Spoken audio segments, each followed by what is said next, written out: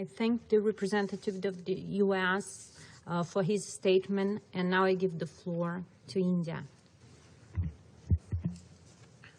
Thank you, Madam President.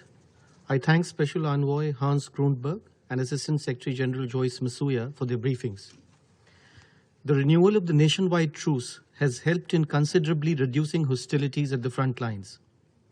It is the responsibility of the relevant parties to ensure that the truce is upheld and converted into a durable and long-lasting ceasefire.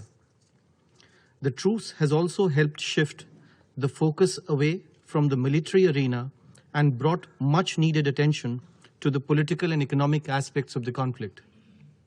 We appreciate the efforts of the UN Special Envoy to engage with the parties in the implementation and consolidation of all measures agreed as part of the truce agreement and move towards a political dialogue. The full and meaningful implementation of all elements of the truce is critical for sustaining it. While progress has been achieved in the delivery of fuel at Hodeidah port and opening of the Sanaa port, the opening of roads in Taiz remains deadlocked. Yemenis have suffered far too long from the impact of road closures.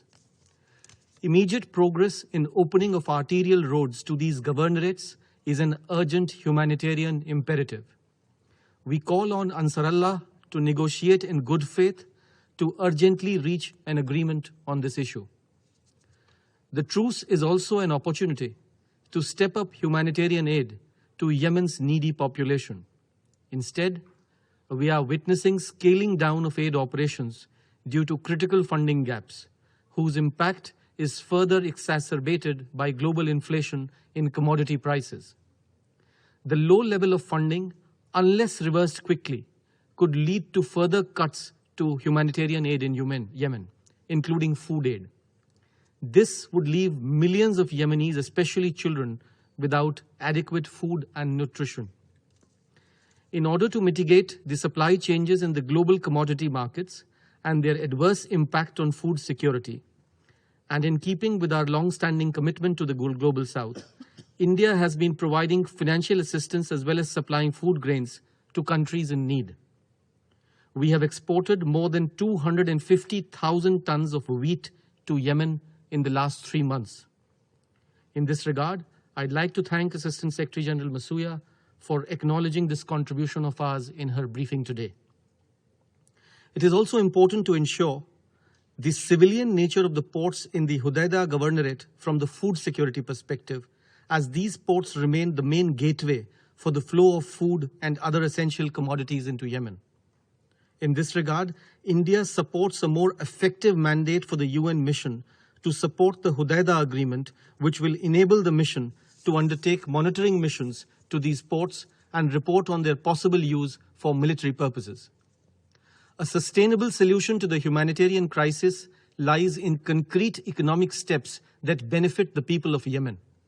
We have underscored the need to address the disruption in key segments of Yemen's economy and its fragmentation. We recognize the efforts of the Presidential Leadership Council to address these challenges. The international community must support the government of Yemen to help them overcome these challenges. We are also concerned by the increasing number of attacks reportedly attributed to Al-Qaeda in the Arabian Peninsula, the AQAP. AQAP is actively exploiting the conflict in Yemen, notwithstanding the truce and the changed military dynamics, and poses a significant threat to peace and stability in Yemen, across the region as well as beyond. The Council must not lose focus of this specific threat. The only sustainable solution to the conflict is a peacefully negotiated, Yemeni-led and Yemeni-owned political settlement that prioritizes the well-being of all Yemenis and meets their legitimate aspirations. We encourage all parties to work actively with the UN Special Envoy in his efforts to find a sustainable political solution.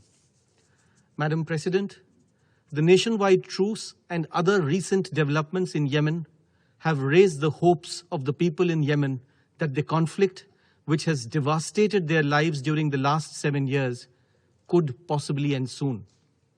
We need to ensure that the Council does not let them down this time around. I thank you.